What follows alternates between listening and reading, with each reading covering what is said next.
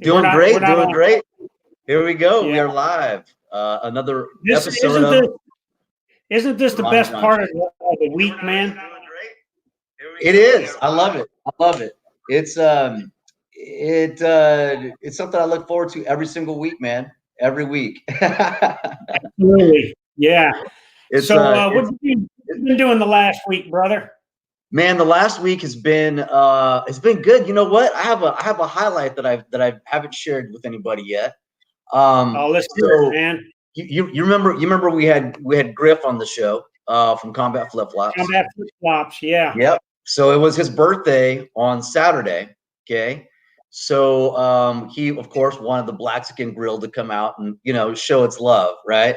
So we did that, and the flip side of that is his girlfriend is top chef of Mexico, 𝗘𝗽𝗏𝗄𝗃 𝗧𝗿, and we're able to throw down. So I got to throw down with food with the top chef of Mexico. We made a Rainier beer butt chicken that I took chorizo and I stuffed between the skin and the meat, and then we braised it with this matcha sauce. Man, it was fantastic. So it was that was the highlight of the weekend. Of course, obviously Memorial Day got us right up the grill for the fall and everything. How was your weekend and week leading up to this here, brother? Brother, I was busy, man. I was doing a lot of stuff on media. I was on WTF Nation Radio. Yeah. I went on Fox News to talk about Memorial Day and veteran suicide. Newsmax and CBS affiliate in Peoria, Illinois. Shout out to my man Dan Stambaugh, and Dan's Tow Bar back in Peoria. And today, the highlight, brother, today I sent a message to 150,000 high school graduating seniors that have elected to join the United States military, and just really welcome them to their next adventure, man. So it's been busy, but it's been fun. Got time to get out and shoot. Put some rounds down range, man. And I saw you out there. You're ripping it up with the SIG. Oh yeah. So I want to make sure that if anybody wants to, first of all, they got to get through the gating community. They got to get through, the security system and the cameras. But if they get through all of that, they got to know that from the longest hallway, and you've seen my hallway, brother. Oh yeah. I can put two in their chest, no problem. So. You know the deal. Hey, I use your phrase on that. Be strapped so you don't get clapped, man. That's right. That's right. If you stay ready, you don't have to get ready. That's right. Yeah. Hey, so you mentioned Memorial Day, brother. The other thing I did is I went out to my old brigade memorial, the 4-2 Stryker Memorial.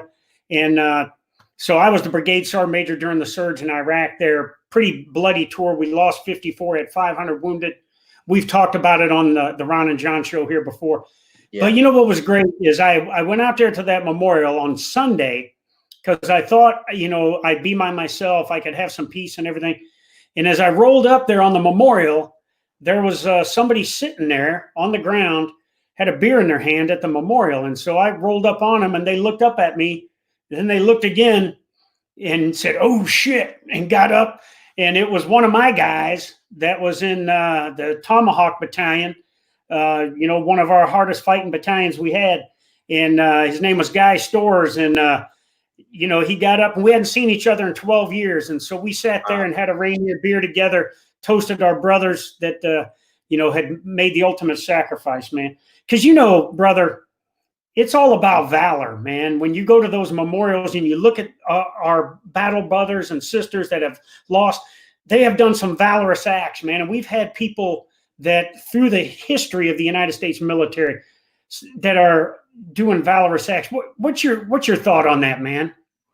Brother, it's when I think of valor, it's something, especially coming from Ranger Battalion, that is really special to us. There's those things that are said of some back in the day of getting, a chest full of ribbons and stuff like that for no reason. And I think the mindset has just been like, it's not like you're doing it for those reasons. You're not doing it to get a stack of stuff with chest candy. You're doing it really what it comes down to is the person to your left, the person to your right, your front, and to your six, and putting, you know, yourself, you know, before, you know, putting them before yourself, right? That sacrifice. Yeah.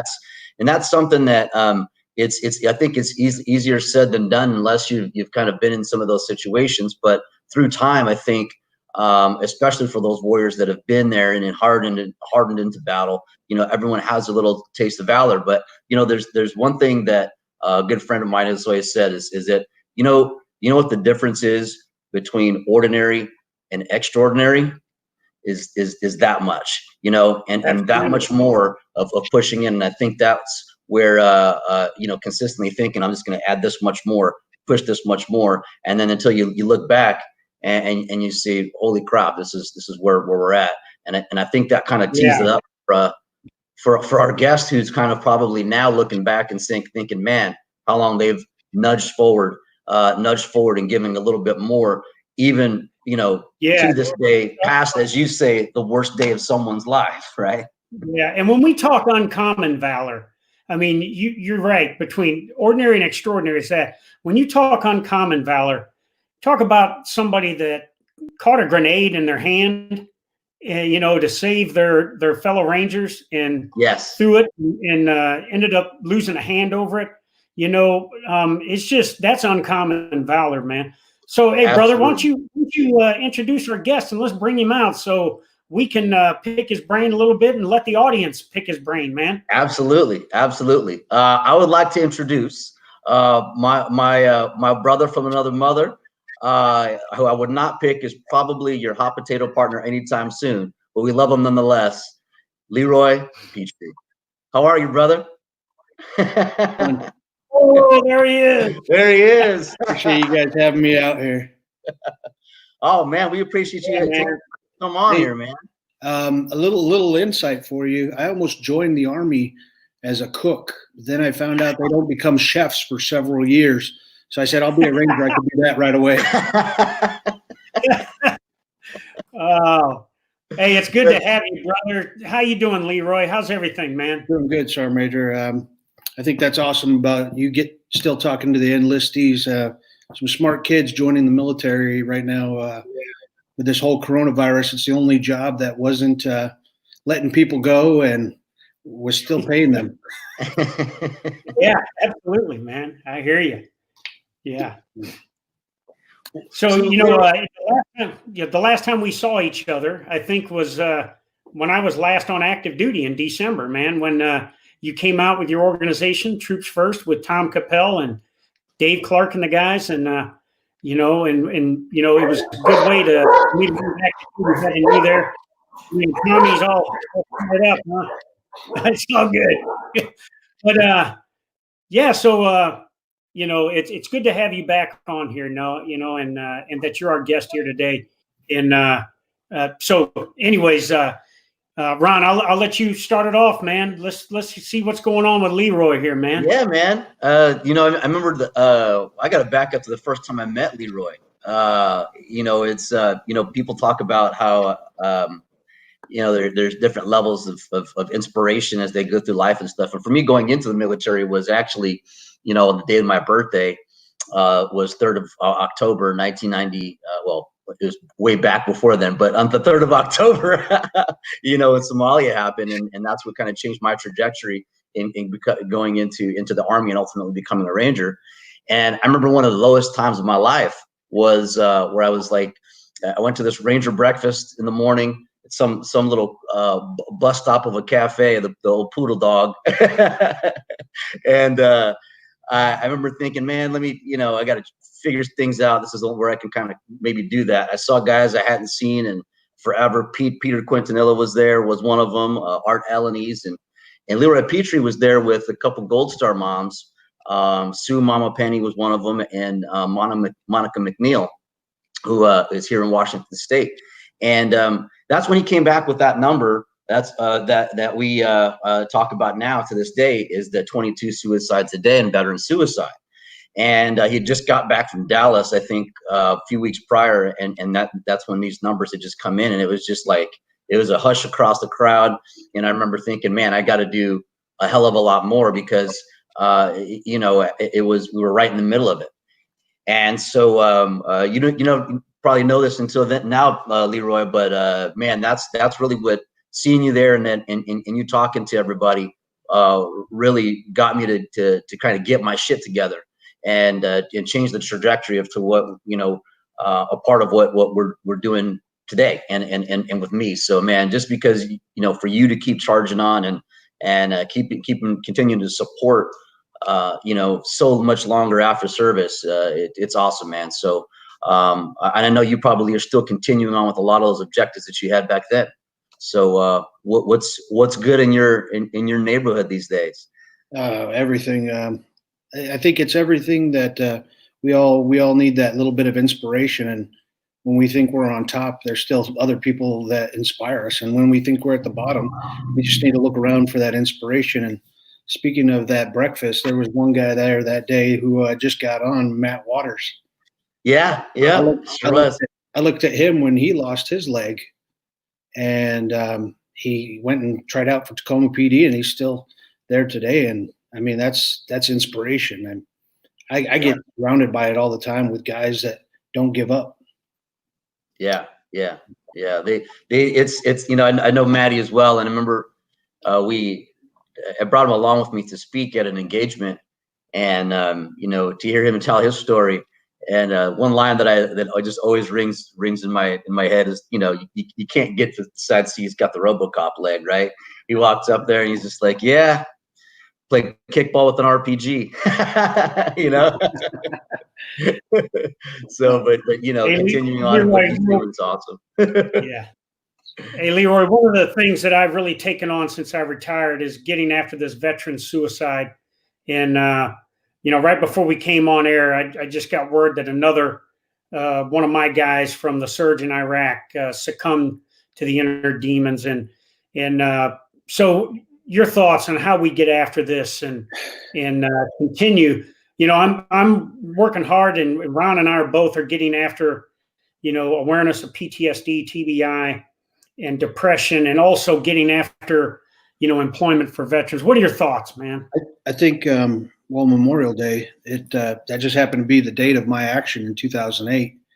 And we celebrate it remembering those who paid the ultimate sacrifice. And right now, our suicides for GWOT are higher than the people that we've lost overseas. And so that number is just insane. And I just lost a few of my friends in the past month to suicide, and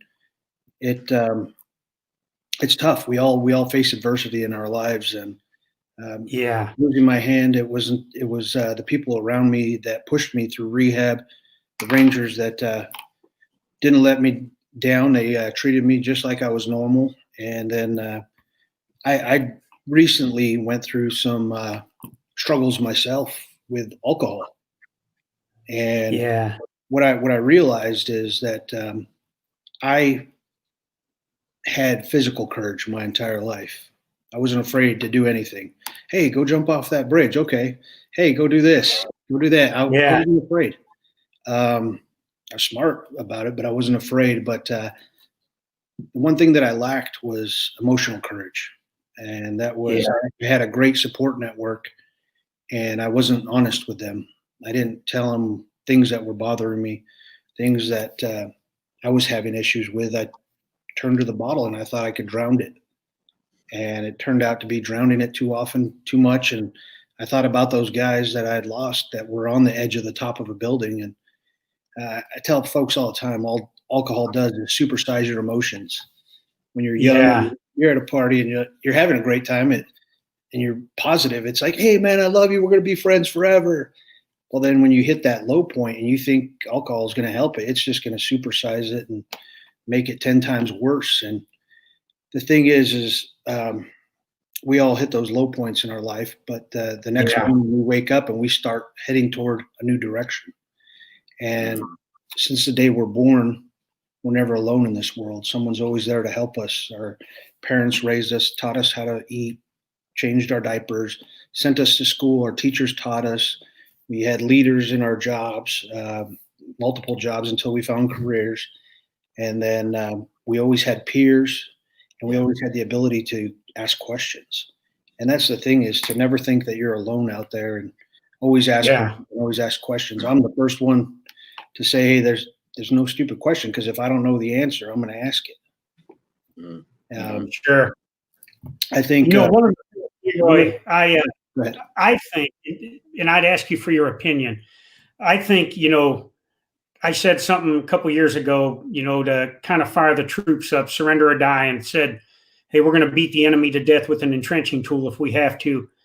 But I think as macho as that kind of language is, we still have to have a macho kind of attitude towards I need help in the military. And I think that the stigma is alive and well. And until we approach it the same way, I think we're still going to have that problem with people not wanting to come out and get help. I tell you, I never felt so good in my life until I was honest with others, and I didn't try to hide things. And when I was seeing 3 counselors at one point, because if one wasn't available, I'd go to the next one and go to the next one. And that whole thing with the problem with the VA with appointments or wherever, if you can't find it one place, keep going and finding it. It's like supply. Hey, we don't have any more TP or 100-mile-an-hour tape. Well, that's not going to let me stop the mission. I'm going to go find it. Yeah. Anyway, sometimes I'd go into these counselors and just vent for 30 minutes. And they'd say, well, and I said, I don't need you to say anything. I just need to get that out there. And it's healthy for your mental strength. And that's the one thing we expect our veterans and service members to be: physical, mentally, and emotionally, meaning family or friends, whatever. To one of those things are out of whack, you're not going to be 100% for the people to your left. Sure. Yeah. That's what we need to do. Yeah. I agree. There, when you talk about the GWAT numbers, I remember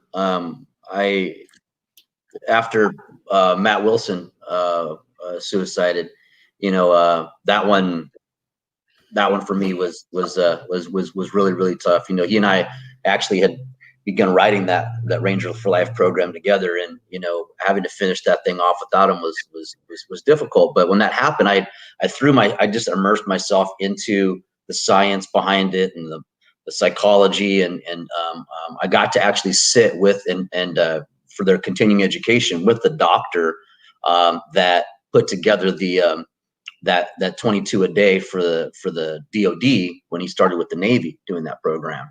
And the statistical data that they show was in 2002, 2003 is when that was a huge spike, right, in veteran suicides. I mean, you can see the number is just like wide open, and then it's been that consistent across the board. And what was disturbing though about those numbers was that it was the aging veterans that were the highest risk.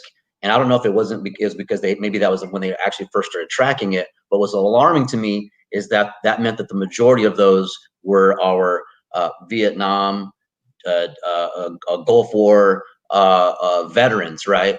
And what's meaning is that now that we see our brothers and sisters that are suiciding now within the GWAT, but we haven't even hit, like, I guess, the peak, if you will, if we don't do something to change that, right? Is that something that you see as well? And is that why one of the reasons why you're putting so much effort into the work that you're doing? I do, but I don't know about the peak. That's something that hopefully we could stop, just like this coronavirus. Yeah. Everybody says we haven't peaked out. Well, it's up to us to slow it down and to stop it, and the best we can. But with the Vietnam veterans, I saw the same thing. The highest numbers were in their generation, and I look around, and it still kind of gets me today that there's tons of support for our younger generation, and for a lot of those folks that had to fight an unpopular war, come back to an ungrateful country. They saw all this, and part of them, I think, were happy for our younger generation, but then they look back and they say, well, where was that for me? And there's still nothing for me. Yeah, people are recognizing me now, but I got no support really. And that's when they need to really look around and say, hey, you still have the support of your brothers in arms. And that's what we count on. Yeah. one of the emerging statistics, and both of you exactly right. It's the average age right now for someone that commits suicide is Vietnam era age right now. And it's also the average age of someone a veteran that's homeless. And as you mentioned, Leroy, we have a lot of systems in place. But what I've seen lately as I've taken this on is now men and women in their 30s, kind of the Iraqi freedom, enduring freedom crowd that was young in the mid 2000s. And now some of them are in their 30s. They're being challenged with relationships. They're being challenged with employment. And they do, like you were talking about, Leroy, all of a sudden, they have aches and pains or something, they're dealing with something, and they go to the VA, they get medication, they start self-medicating, then they start abusing drugs and alcohol. And pretty soon they're on this destructive path that takes them down the road. And it's been a month ago, two guys, that I've known very well that were both wounded, both amputees, just like you, that 15 years after the fact succumbed to, their inner demons. So I just think we got to continue to drive awareness. I think, organizations like, that you support, Troops First Foundation and Operation Warrior Call and Operation Proper Exit that I know you've supported. I think we got to continue to use these organizations to continue to give the veterans that purpose back that they had when they were part of high-performing teams on active duty. It also gives them a sense of camaraderie. In fact, Sure. That's where I've met a lot of my friends that I'm still close friends with, is on a lot of these trips with Proper Exit or Warrior Call, and you make those connections. And that's really what it's all about, is people leave the military and they feel disconnected because they're not surrounded with that camaraderie like they had. But with technology like today, staying attached with video in the palm of your hand, through text messages, that sort of stuff at any time in the day. But there's a lot of resources out there, and if people don't know where to find them, ask, because there's a lot of people that have knowledge. And I was guilty as a young NCO. I will admit it. I didn't know a lot of resources that were out there for my troops and their families. I knew the ones for the board, AER and Army Community Service, but now today there's over, I think, 30,000 nonprofits that are out there to assist families and service members with anything from counseling to helping with a house payment, car payment, to get them through those tough times. Leroy, that speaking of counseling, we got a question here from our super fan here, Ed Sullivan. Yeah. All right. He's kind of from Cheers, isn't he, Ron? He is. Cliff from Cheers. We're just going to call Ed Sullivan Cliff. He says, I had a question for Master Sergeant Petrie. I currently live in 𝗡𝗏𝗄 and am working on a master's in psychology. I'm hoping to get a job at the Lakewood VA and was wondering if you had any advice on counseling military veterans with PTSD based on your own knowledge and experience with the disease. Also, on a lighter note, John O'Reilly from Topside says hi. Great restaurant in town. Wow. I think everyone is different.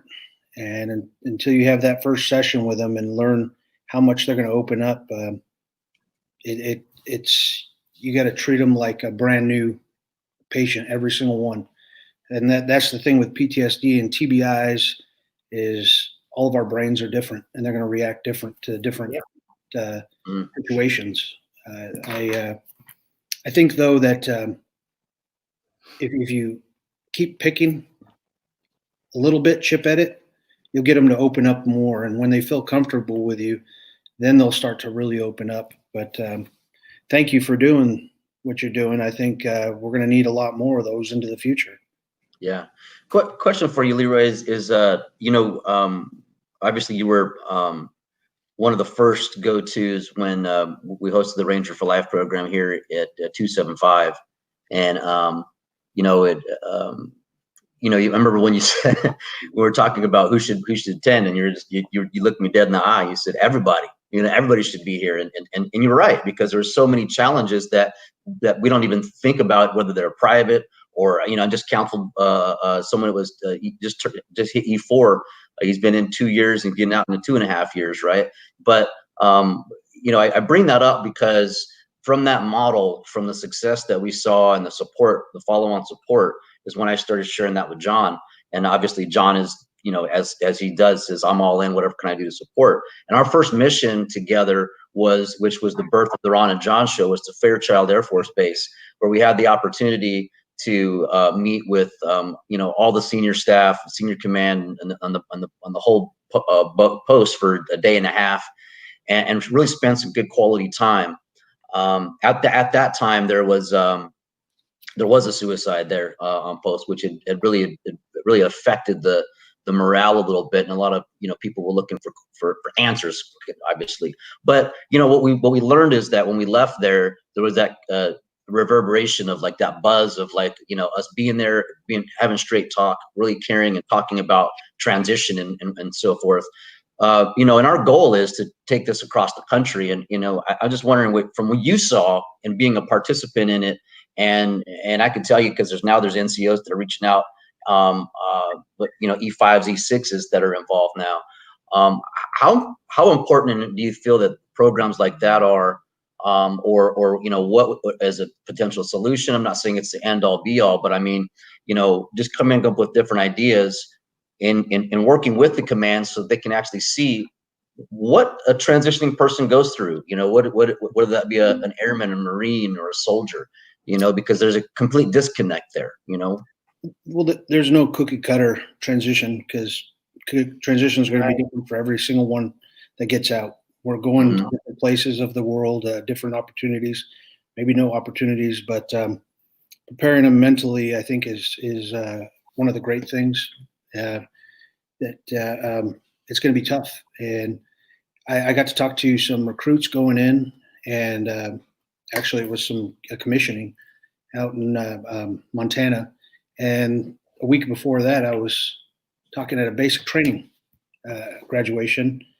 And then I talked to some folks that were retiring, all within like a 2.5 week period. And it was interesting, because for the young guys that were coming in, I got to tell them they were about to embark on the greatest journey of their life.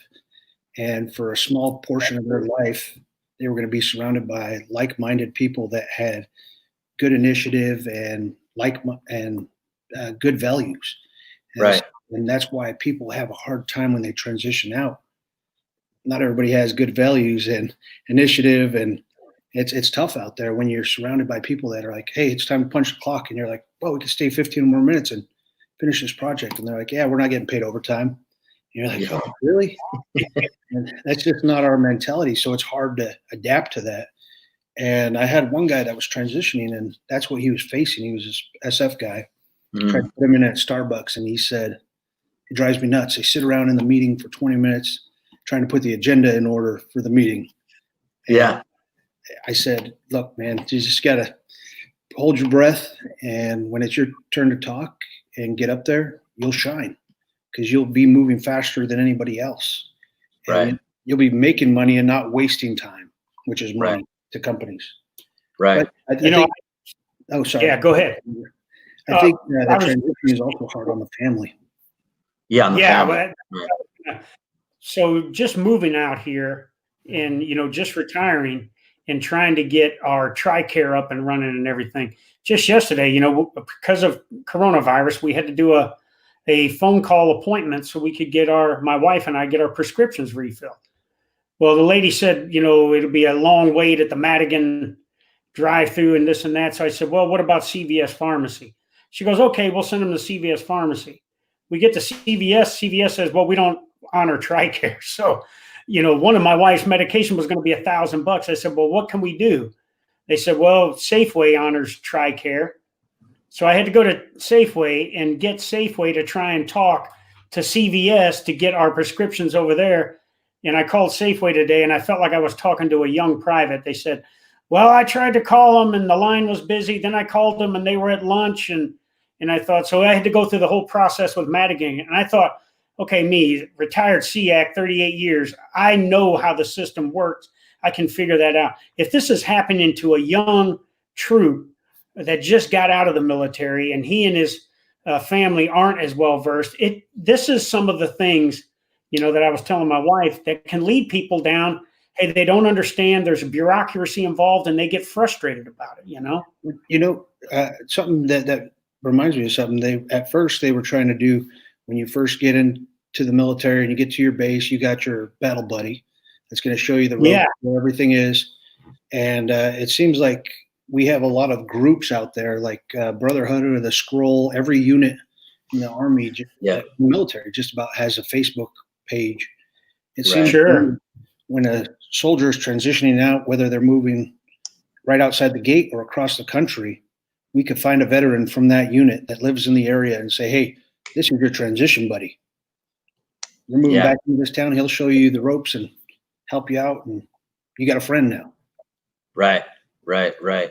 You know, when you saw the differences, like between, you know, the recruits going in to the officers, to the retirees and stuff like that. I mean, that's why I love having these conversations with you, because you actually, you get to see people and interact and engage with them at all different points of their life, which, you know, life, as I've learned, is all about a transition, right?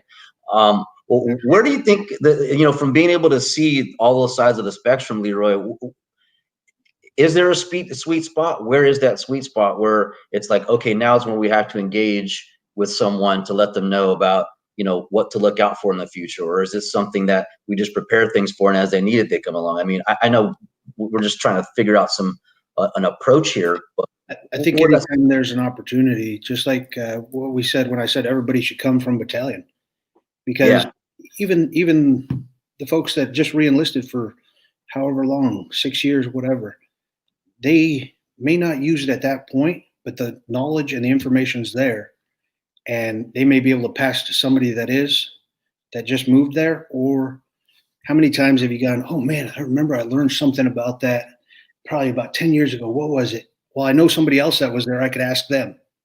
Yeah. And so I think anytime the knowledge is there and the opportunity to learn something new, you got to take advantage of it. Yeah, right. I agree. I mean, and I hate to say it, but why only give it to the younger guys if older guys don't know what the heck they're learning? Right. Exactly. Facts. Hey, so I wanted to lighten it up a little bit, Leroy. So we first met, you remember, when I was the first Corps Sergeant Major, and you came over to go in, and General Dempsey was the Chief of Staff of the Army, and he was just going to congratulate you on earning the Medal of Honor and everything. And then it was shortly after that, you know, you received the medal, that we went to `𝗏𝗏 to see a street named after you. And it was one of those great moments that the entire town of `𝗏𝗏 was there. You know, the General 𝗓𝗏𝗏 and I were there, the First Corps leadership, and the mayor of 𝗏𝗏𝗏 was there, and you show up, and we get ready to go up, and it seemed that everybody got the memo that we were naming the street after Leroy Petrie, except for Leroy Petrie's Medal of Honor, because it was not around your neck when you got there. But being the resourceful, I got it. Now you got a dummy corner to you, huh? But being the resourceful and the smart ranger you are, you had a contingency plan, and somebody ran to your house, got the medal. We got it there seconds before we were going green light on, and the mayor put it on you, and we got after it, man. So, you know, that told me right there, I said, this is how humble this young guy is, because he's coming out here doing something I know he doesn't really want to do, which is name, you know, the street after him, and he forgets to wear his medal. So that was just, you know, one of my times I said, you know, it was good. So yeah, it happens to everyone. Sergeant Major, get caught without it, but yeah, it was a learning point as well for me that I didn't know when it was and when it wasn't appropriate to wear it. I thought, also part of me, to be honest, I thought, hey man, I'm going to relax. This is my town. I'm going to just chill and not wear it. Because I a lot at the beginning, and I wanted to be the gray man. Not if it's you that's on the podium. Yeah. So speaking of that, one thing, being the SEAC, I saw, the day before any ceremony, for someone that was earning the Medal of Honor, they would come by and we would do a sit down.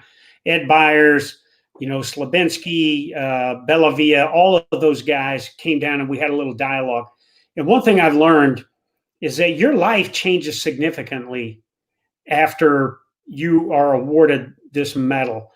And can you talk about how that, because you went from a guy, you're over there with Ron, where you guys like stand behind that fence with all the brown shit all over it, and you focus on, deploying and living, a nocturnal life of going out and shooting the enemy in the face and everything and doing it over and over and over again.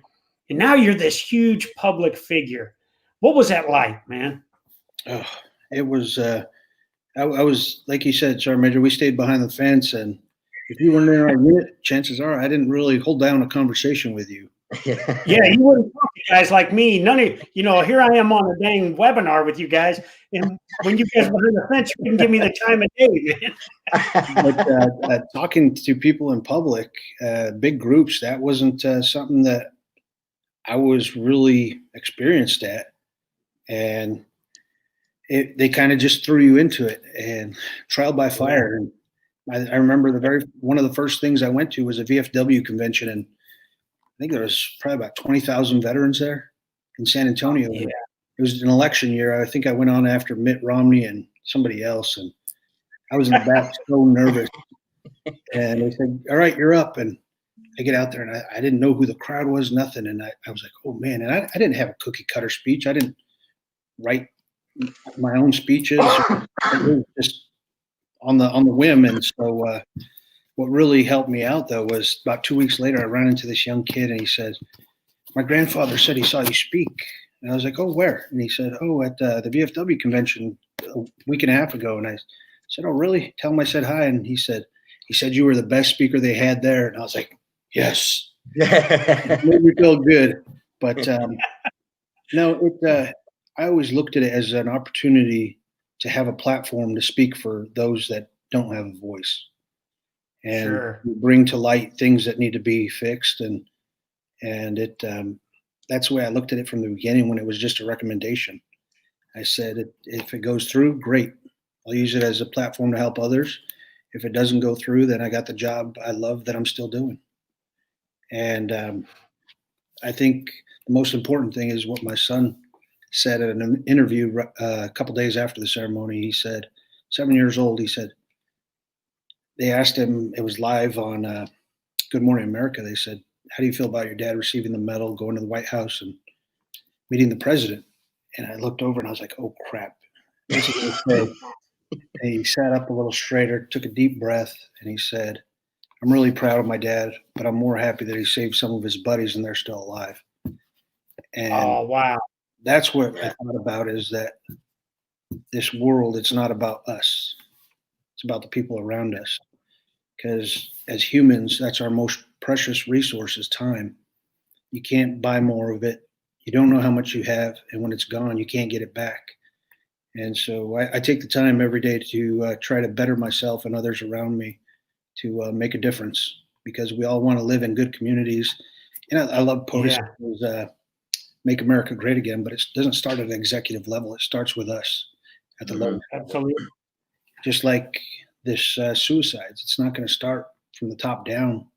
It's going to start from guys taking care of the people around them, checking on people in your neighborhood, in your communities. So talking about that, and when you say checking on people, you've been, huge advocate. I mean, I see you all the time posting on about, Operation Warrior Call.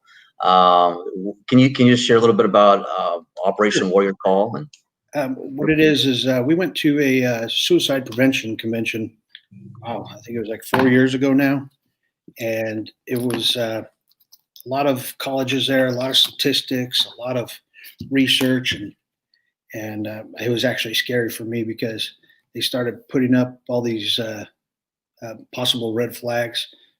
extreme sports, skydiving, riding motorcycles, this and that. And I was like, check, check, check, check. I said, those were just things I couldn't do while I was in Ranger Battalion. But that's why it's hard to notice what the changes are. But what we noticed is that we had a lot of resources, and Rick Kell, the founder of the foundation, he talks about it a lot. We have many resources to help folks with just about everything, and the ones that we were losing were the ones that aren't checking in, calling into a facility, or walking into a facility and saying, I need help. And so they're isolating themselves. And we said, how do we find those people that are isolated, that aren't reaching out for help? And it's no more than asking everyone to be involved, civilians, veterans, whoever, to make a call, check on them, to take a call, answer their call when they call you, and be honest. Have that honest dialogue about, hey, how you doing? No, really, how you doing? And open up. And if they need help, try and find them some help. Mm-hmm. And I think that is it's tough, because you'll never have statistics that says, here's how many people we saved, because you never know how many you save. But we will always know how many we lose, and if we could drop that number, then we're succeeding. Right. You know, I remember Pete Quintanilla, he had just gotten back from one of his trips, and I think it was I want to say it was because there was a few of suicides that happened kind of in that same short period of time. One of them was his trips. He goes on a lot. Exactly. I'm trying to think of which one it was now. Hell, he might be gone now, or actually he might be flying around here somewhere. You know, but he, you know, one of the things that he said was, you know, right after that his friend suicided, and is, you know, keep doing what you're doing, you know, as far as like little events. If people are going to do, you know, to a hike, invite somebody out, you know, and you know, because as we keep doing this stuff, I know for me, you know, you kind of wonder, like, man, is this ever going to stop? Okay, well, maybe that's enough. And it never is, you know. It's like, really, I think putting the uniform on is something that we don't realize when we do, is that it's something that lasts with us, you know, beyond our service. And, you know, we're always looking for and wanting, and, you know, those that we serve with, or others that are like-minded.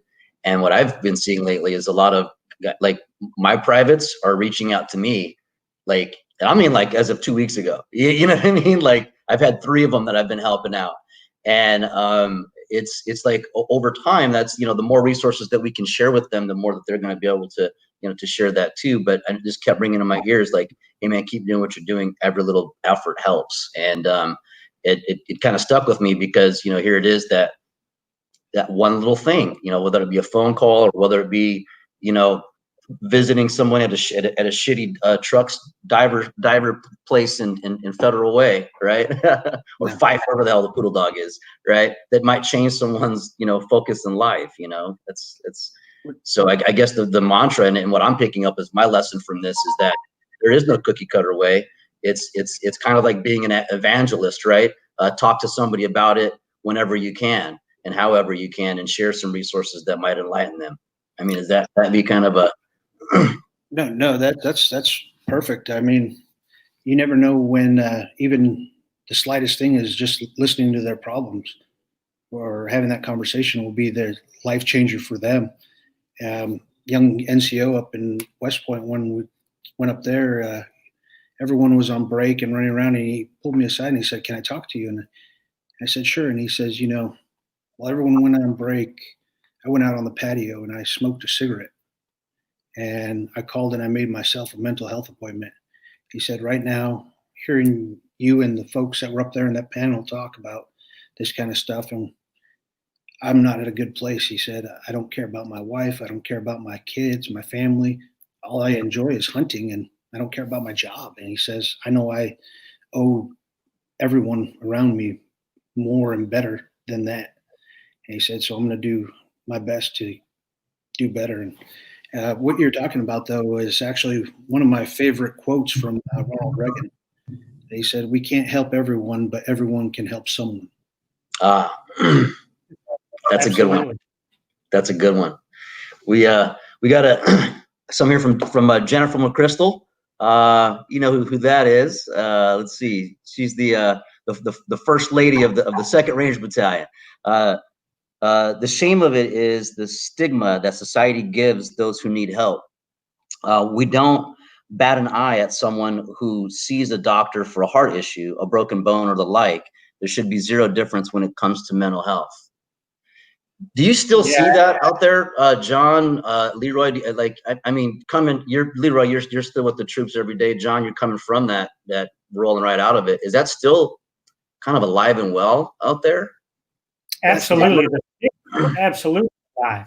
You know, I mean, the operational tempo is going so fast that we still haven't put a premium on, hey, maybe we need to pump the brakes a little bit because, you know, people need help. We're doing a lot more things at the DOD level to get after brain health and everything.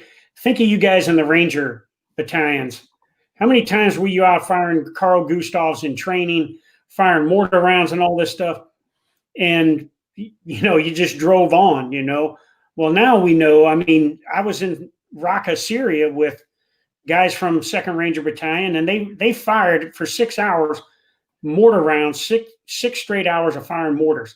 Think of what that's doing to the brain. And as Leroy said, everybody's brain is different. So, you know, I think we got to continue to get after this stuff. And until it permeates from the strategic level down to the tactical level and back up, we won't all be rowing in the same direction. Your thoughts, Leroy? Well, you start stacking up those TBIs, and prior to joining the military, I mean, minor TBIs, you could have had 50 minor concussions as a teenager. I know I had a head full of staples and stitches as a young kid, and it just grew from there. But I think it is a stigma. I think that's still out there. I don't think anybody should be afraid of going to seek mental health. Absolutely. The hardest, the only one, the group that I think is the hardest to get that past is the flight crews, because they feel like if they go there, they're going to lose their flight status, and then they can't do anything.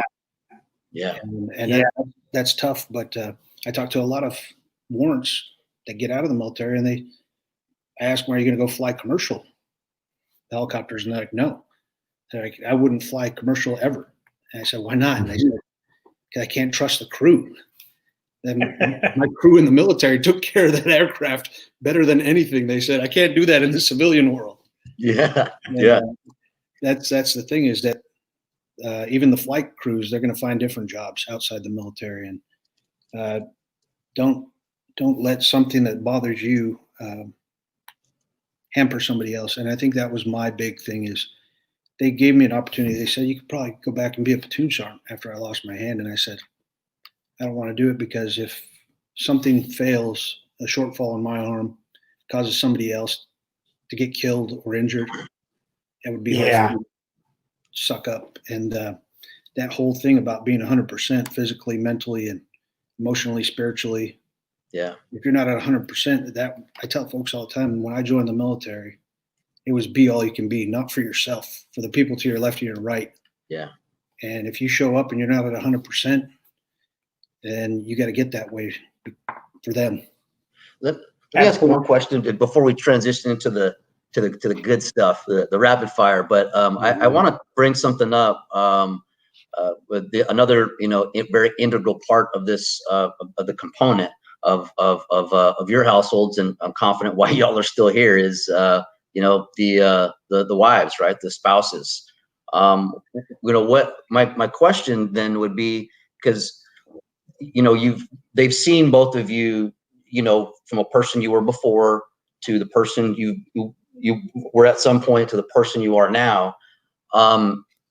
What would your message be to other wives out there, other spouses, that, you know, if they see something, you know, how's that approach to them? I mean, how do they approach their significant other to say, "Hey, we should probably sit down and have a talk"? Because I'm sure that's a concern, right? I mean, from their part of maybe fear of what are they going to say, or they're going to blow up, or how do you convince this person that they have actually changed? I mean, do you bring in peer support? What would your advice be to the spouses? And I know I'm terrible on this, but there is actually a resource.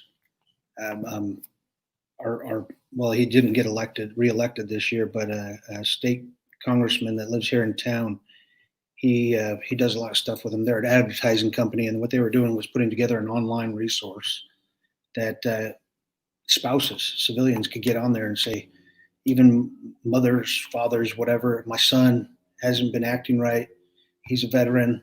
I don't know if he has PTSD, and they could log onto this website, and it has actual videos on the topic, local resources in all the regions across the globe to say, hey, if they need to get help and they don't want to go to their military side, here's these civilian ones. And I got to find you. I owe you that. I'll get you the contact for that. We'll post it up on our show site when we get it, though. That's important because most folks don't know what to do, and it's anything that's out of the norm. Yeah, right. And I would, I say that, and what I've seen in my experience is that it has been the spouse, the ex-wife, or the ex-girlfriend that blows that whistle, that pops that flare, and even though they might be a position where it's too far gone for them to be in a relationship again, but they still care. They've seen where they were before, and they don't like where they're at, and they're concerned. They are worried, and I'm a huge fan of creating some resources and dialogue that these spouses could have. And I know there's a number that have approached me, hey, so and so's not doing so well. What do we, how do we approach that? And but even with that, even their peers, if they don't know how to approach them, then what do they do? So I think we just keep talking about it. We have to keep having this dialogue and this conversation to where it becomes almost normal. I would recommend counseling. It's easier with a spouse than a buddy. Hey, let's go counseling together. Yeah. No, but it is. It's kind of like that intervention. You start doing that couples counseling, and then you start thinking about those things. Hey, sometimes you do this, and sometimes I do that, and that's just healthy in general. All couples, Sergeant Major, you could probably say this, attest to this, that it's work. It's not easy to last years. It's easy to throw in the towel and quit. It's harder to make it work. Yeah. I'm just going to throw this out here real quick from Bianca. Let me see. Bianca says, military spouse here, and I would like to say I know the FRG has a bad rap. However, you need your tribe to live this military life. I've experienced this firsthand from other wives, and thankfully they came to me. We were able to get the message up to the chain quickly to find resources for the soldier. That's awesome. That's a big. And I'll tell you one thing. I don't get along with every other Medal of Honor recipient. But when we go to conventions, I hang around with the ones that I do. Yeah. And that's what you do, is you go there and you get the good stuff and you be around the good people. Right. And if you have issues in the FRG and they can't be resolved, go there for the good parts. Right.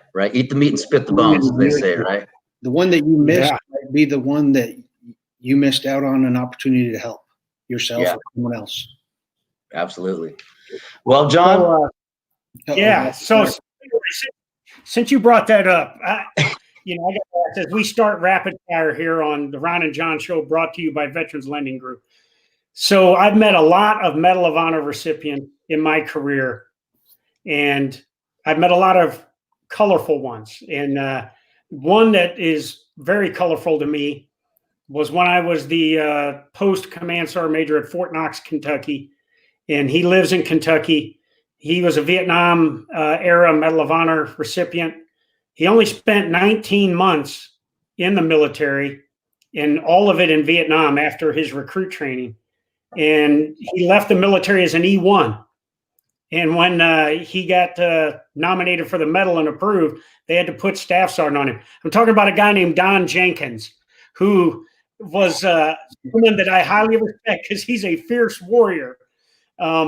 but is one of the most colorful individuals I've ever met, you know, and the action, apparently the night before, listening to him tell the story, him and some of his comrades had got into some homemade hooch, moonshine, and got all tanked up.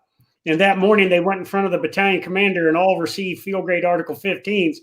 And then they had to go out on mission onto the target, where he ended up doing all of this heroic and valorous stuff.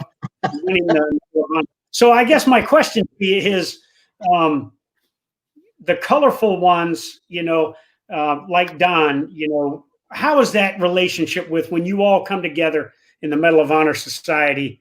As you said, you know, some of them, you know, there might be some tension there, but especially the colorful guys that aren't afraid to, you know, speak their mind and everything. So how is that, man? Oh, it's like a marriage. We have our quarrels, and we try to break things up before they get out of control.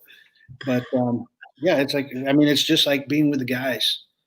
No matter what generation, it's still that closeness, that tightness that that you had in the military. That I'm like, wow. I mean, the jokes that they crack on the bus, I'm like, man, I thought I was back in Ranger Battalion. Just that. But it becomes like family, because you see each other quite often. And Don was one of the first ones that I had met. And I was like, man, that's a grumpy old man. But we went and talked at a school, and he's like, I'm not talking. You're doing all the talking. And I was like, okay. And over the years, though, he's opened up, and he's gotten a lot better. And I saw the same thing with a Marine, Pittman. Yeah. He passed away a couple of years ago, but man, I thought that guy was a huge a-hole when I met him. I was like, man, that guy is mean as hell. And then I went and visited him while he was getting one of his legs. He was going in I forget what he had wrong, but they were going to amputate a toe or two. And he woke up out of surgery, and they ended up amputating his leg just below the knee. Oh, and wow. I went to go visit him in California, and I was shocked. He was so nice, and he was nice to the nurses. And I was like, man, they should have cut off his leg a long time ago. But no, it's interesting because they're all walks of life. One of the guys I met, he's out in Wisconsin. He lost his left hand, and he wears a hook. He prefers the hook. I saw him riding a motorcycle, and he inspired me. I was like, well, if he could ride it with a hook, I got a nice prosthetic hand. I'm sure I could do it. But we all support each other. And that's the thing that we try to do. Yeah. Says Matt Chris here says, ultimately, I love you all. Leadership does not stop when the uniform comes off. It's a lifelong commitment to those who have led. Absolutely, Matt. Well, I'm going to switch it up here, John, if you don't mind, as we're winding up here. So Leroy was on, obviously, you know, besides his celebrity status, he also has an IMDb credit for being in a movie. Range 15, right? Oh yeah. Now that with you got, you know, characters like you know, Matt Best, Vincent Rocco Vargas, to name a few. I mean, William Shatner on that show. What was it looked like you had a ton of fun. What was your most memorable moment on that? Because I know it's going to be something hilarious. The blow up doll. I don't know. What do you got? Well, I agreed to it a year before.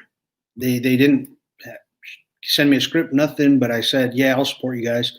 There's guys I worked with, and they're veterans making a movie, and for veterans and military. And I got there, and they still didn't see a script, and my part's coming up, and they said, well, here's your lines, or you could say something like that. And I was like, okay. And they told me the next day I'd be filming the next part where I lose my hand, my left arm. And I just remember it hit me emotionally. I don't know why. I knew I wasn't really losing my left hand, but I thought about it. I was like, man, that's going to suck. Right. And I find myself today still thinking about that every now and then, that I'll be working on the car or something, and every scratch or cut that I get on my hand, I'm like, man, that's my only one left. I got to make this thing last at least another 60 years. Right. But I think that was probably the biggest thing was not knowing about it. But even then, I was just there for my part, and I never saw the script. And so I was in D.C. when they were premiering it, and somebody had bought tickets out here in Auburn, and so I bought tickets for my whole family. Like I said, I only saw my part. I didn't know what the rest of the movie was about. And I took my whole family, and I go, not a kid's movie. But, my youngest son, actually, he understood all the military humor, and so it was neat to see that people say, "Hey, I want to do this. I'm going to do it, and not quit and give it 100%." And I'll tell you what, it was exhausting. I watched them every day. I thought I was going to get to hang out. It was 4 a.m. till 11 o'clock at night for 3 days. I didn't even get to hang out. It was work. Wow. That's what you do on a budget. Yeah. Make every penny count. Yeah. What you got for him, John? Hey, so Leroy, everybody's been dealing with this coronavirus crisis and everything in different ways. Matter of fact, my wife has been my barber now, and she trimmed me up. How are you looking over there, man? I can't cut the top, but I cut the sides. Let's see. It kind of goes like down there a little bit. Let's see. All right, I'm throwing them out here. So I haven't even tried. I guess the thing with the young kids is they're all getting perms. And I told my wife, my hair's long enough, I'm going to get perms and shaved on the side just to mess with them and then cut it off. Oh, man. So I'm in then. I should just let this go. Oh, yeah. You're in. You just got to cut the sides. Yeah. Okay. Gotcha. I'll come see you for that. I had to self-barber myself, too. And my son's friend's mom cuts all the boys' hairs, and she calls it quarantine cuts. Quarantine. Yeah. The way I've been dealing with this is I've just been trying to find something to occupy my time so I don't get cabin fever. There's enough area beautification to do, enough things that need to be fixed around the house, and then I try to help others out that are in my community, whether it be whatever I can.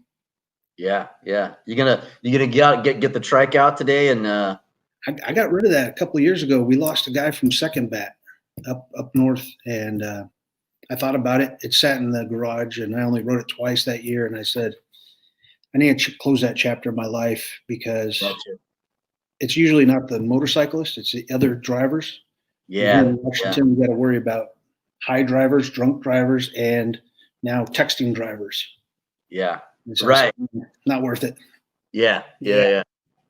So Halloween's coming up. Halloween's coming up, right? So October 2020, do you go as Shrek or do you go as the dude from Goonies? Hey, you guys! I'd say the Goonies. Yeah. I go as Goonies. I actually took my son down to Astoria, and we stayed at 𝗓𝗏. I think it was like $24 to spend the night. We did the Goonies tour down there. It was a great weekend, and I actually have a video on my phone of him. He was like 7 years old doing the truffle shuffle in front of the house. But, so Leroy, you ask your last question. I apologize, I interrupted. Yeah, you're good. Go ahead, John. Good. Hey, so brother, we're winding down to the end of the show here. What kind of message do you want to get out to the audience? And you're doing so much for the troops and veterans now, and you're everywhere. You're a busy man. We were lucky to get you on the show here because of your schedule and everything. What kind of message do you have for the troops, man? Oh, wow. For the troops and the vets and their families, I'd say, keep giving it your best every day to better yourselves and the others around you. Thank you from my family. I was grateful. That's why I chose to serve, as I knew others served before me, and I wanted to give just a little bit back. and I found out I loved it, and I wanted to stay as long as I could. And you all are doing that for us now, that we get to stay safe because you guys are still training and deploying and making sure that no one's going to come get us in our backyard. And so I want to say thank you to you all for your sacrifices and your time and everything you do on a daily basis. And continue to better yourself and others. And don't forget, make a call, take a call, be honest. Another good resource, Vets for Warriors, full of veterans that'll answer the phone 24/7. That's awesome. Thank you, brother. Thank you, Sean. Thanks, Ron. Yeah, absolutely, man. Thank you for being here, Leroy. Man, it's always a pleasure to see you, man. I know even though it's a couple of glimpses of you here and there, man, we know how crazy your schedule is. Hopefully, we're looking forward to seeing your name on a ballot sometime in the future, hopefully. But you know, we're everyone's fingers are crossed on that stuff, man. I'm still trying to convince my wife to move to Texas. Yeah, right. Yeah, easier said than done, right? Yeah. Well, on behalf of all of Veterans Lending Group, I want to say again, thank you, Leroy. Really appreciate you. And as you all know, this episode and every episode of the Ron and John Show is brought to you by Veterans Lending Group. We are the special operations in VA financing. If there's anything that you need as far as a refinance, cash out refinance, or a new purchase, your PCSing, ETSing, retiring, you can go wherever you go. Just look us up, and we're here to help you any way that we can. John Ciak, what departing words do you have to say, brother, for the active troops, for the veterans, and for the spouses out there on this episode? Hey, I just echo what Leroy said. You know, we got to keep up the mission. We got to keep up the fight. Even though we're working through this coronavirus, there are still bad people out there that wish to do our nation harm and our allies harm, and we got to be prepared for it. And if you're a veteran out there, do exactly what Leroy said. There are people standing by to listen to you. And these are people that are going to be there to give you understanding, to help you get it back and repurposed and everything. And so reach out. And to the family, thank you for supporting your warrior. On that note, we'll catch you all next week. John, actually, I think we know what we got going on next week. You want to give a little quick sneak peek of who we have on next show? Yeah, we're going to have 2 senior veterans coming up next week. I don't want to give their names away yet, but 1 soldier, 1 Marine, and we're going to talk some more transition. We're going to talk some of the events in Washington, D.C. and stuff like that. So people have to tune in. Make sure you bring some crayons. Yeah. Hey, I'll tell tomorrow you said that. Oh, shoot. Yeah. Hey, Leroy, thank you. Sir. Thank you, Sergeant Major. Thanks, Leroy. I appreciate you, man. I love you, brother. All right. Thank you very much. Ron, my Ranger buddy, I'll see you next week, brother. Y'all take care. Week, brother. Peace out, everybody. Thanks for the John Show.